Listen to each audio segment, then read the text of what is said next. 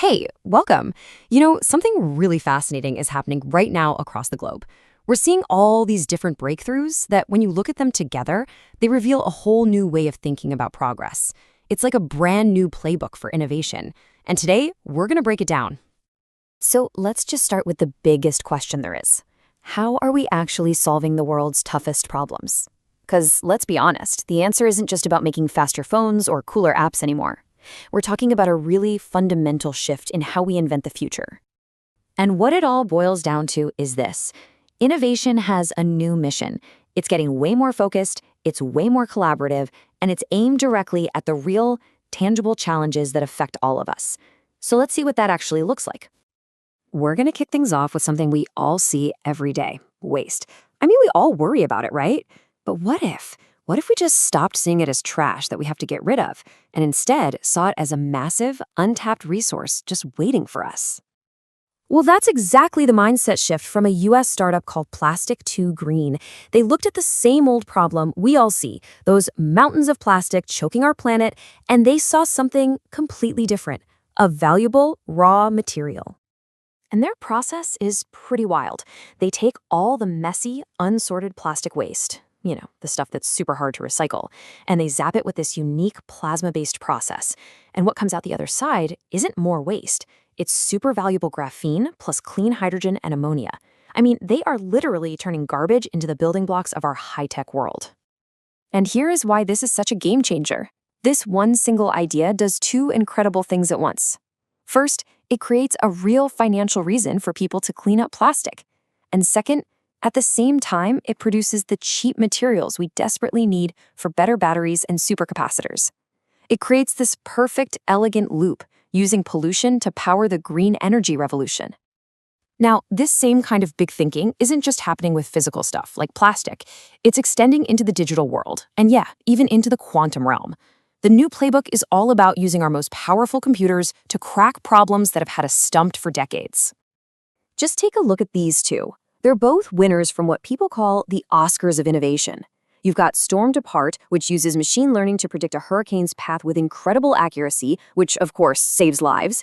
And then you have Griffin, a simulation tool that's helping us design fusion reactors. We're talking about the key to potentially limitless clean energy. But okay, let's push things even further. Meet Q4 Bio, or Quantum for Bio. This is an initiative that's bringing the absolutely mind-bending power of quantum computing into the world of biology.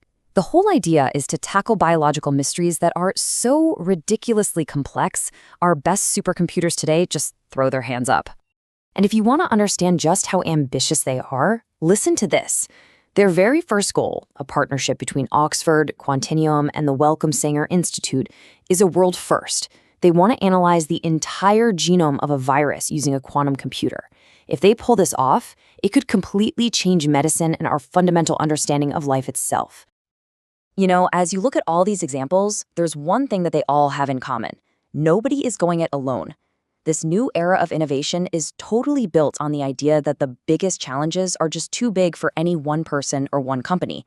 We have to work together, from tiny local communities all the way up to entire regions of the world.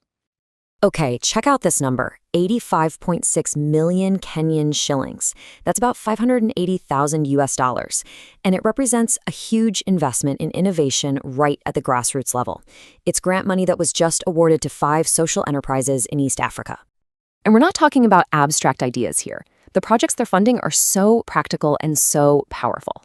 We've got innovators in Kenya, Uganda, and Ethiopia turning plastic waste into literal building bricks, providing solar-powered services to farmers, and training the next generation of agriculture entrepreneurs. These are local solutions, backed by global players like Unilever and the UK government. It just proves that brilliant ideas can, and do, come from everywhere. And this idea of cooperation scales all the way up to the international level. This quote from Egypt's ICT minister really nails it.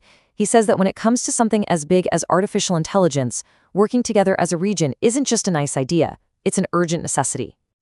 And that's why he's proposed creating an Arab AI Council. The goal is so simple, but so powerful.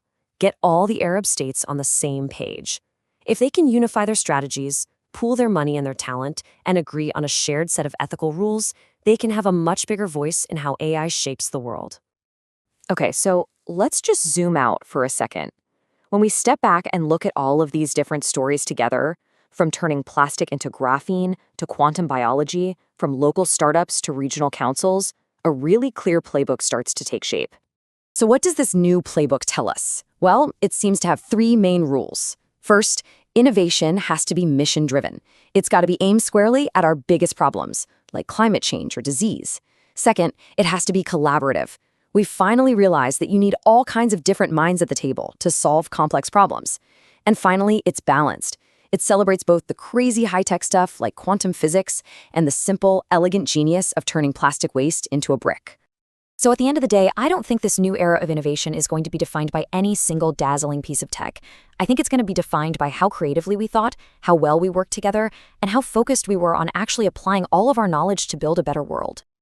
And that really just leaves us with one final and maybe the most important question. In this new era of mission-driven, collaborative problem-solving, what challenge will you solve?